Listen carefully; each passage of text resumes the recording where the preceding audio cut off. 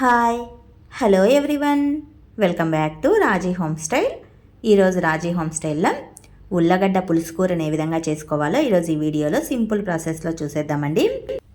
ఈ ఉల్లగడ్డ టమాటా కూరకి మెయిన్గా మనకు కావాల్సినవి ఉల్లగడ్డలు, టమాటాలు. వీటిని నీట్గా శుభ్రంగా కడిగేసేయాలి.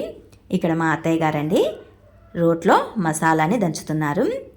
ముందుగా రోటిని నీట్గా తుడిచేసేసి ఇందులో కాసిన్ని ఎండు కొబ్బరి పలుకులు, అలాగే వేయించిన వేరుశనగ పల్లీలు వేసేసుకోవాలి. ఇందులోనే కాస్తంత చిల్లీ పౌడరు, కాస్తంత ధనియా పౌడరు రెండింటిని వేసేసుకొని మెత్తగా పేస్ట్ లాగా దంచుకోవాలండి. ఇందులోనే వెల్లుల్లి రెబ్బల్ని కూడా వేసేసుకోవాలి. మనకు మిక్సీలో పేస్ట్ ఏ విధంగా అవుతుందో అదే విధంగా రోట్లో కూడా దంచుకున్నా కూడా మెత్తగా పేస్ట్ లాగా దంచుకోవాలి. అప్పుడే పులుసు కూర అనేది మంచి టేస్టీతో ఉంటుంది. మా అత్తగారు రోట్లో పచ్చళ్ళు సూపర్గా దంచుతారండి. రోట్తో ఏ పని ఉన్నా కూడా ఆవిడే కూర్చొని దబా దబా దంచేస్తూ ఉంటారు. మా ఇంట్లో ప్రతిసారి ఏ రోటీ పచ్చడైనా కూడా ఇక్కడ వెల్లుల్లి రెబ్బల్ని ఒలిచేసుకొని వేసేసుకొని దంచుతున్నారు.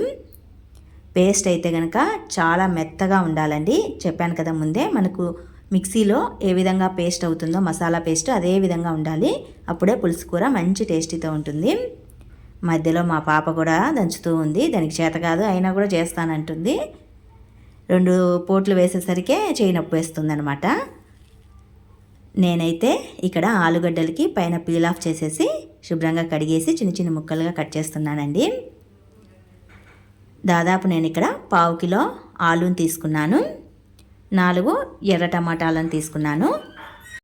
వీటిని ముందుగా నీట్గా శుభ్రంగా కడిగేసి పీల్ ఆఫ్ చేసిన తర్వాత కూడా ఇంకొకసారి కడిగేసేసి చిన్న చిన్న ముక్కలుగా కట్ చేసి పెట్టుకోవాలి. నేను వాటిని కట్ చేసేలోగా మా అత్తగారు రోట్లో మసాలాని ఈ విధంగా దంచేసారండి.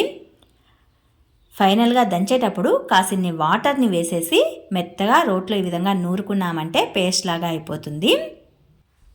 మసాలా అంతా చక్కగా మెదిగిన తర్వాత దీనిని ఒక ప్లేట్లోకి కానీ గిన్నెలోకి కానీ తీసేసుకోవాలి. మా అత్తయ్య అయితే రోట్లో వాటర్ని కూడా వేసేసి మసాలా వాటర్ని అంతా కూడా తోడేస్తున్నారండి. వేస్ట్ ఆఫ్గా చేయకోకుండా ఇలా కూడా యూస్ చేసుకోవచ్చు. మనం మిక్సీ పెడితే మిక్సీ గిన్నెలో కాసిన్ని వాటర్ని వేసేసి యూస్ చేసుకుంటాం కదా, అదే ప్రాసెస్ అనమాట. మసాలా కూడా రెడీ అయిపోయింది కదా. ఇక ఉల్లగడ్డ టమాటా పులుసు కూరని ప్రిపేర్ చేసుకుందాము. మా అత్తయ్య గారైతే రోట్లో మసాలాని కూడా దంచేశారు. నేనైతే ఇంకా ఉల్లగడ్డ టమాటాలని కట్ చేస్తూనే ఉన్నాను ముక్కల్లాగా. నాకంటే ఆవిడే తొందరగా ఫాస్ట్గా పని చేసేసారు. ఇక్కడ చూడండి, ఈ విధంగా చిన్న చిన్న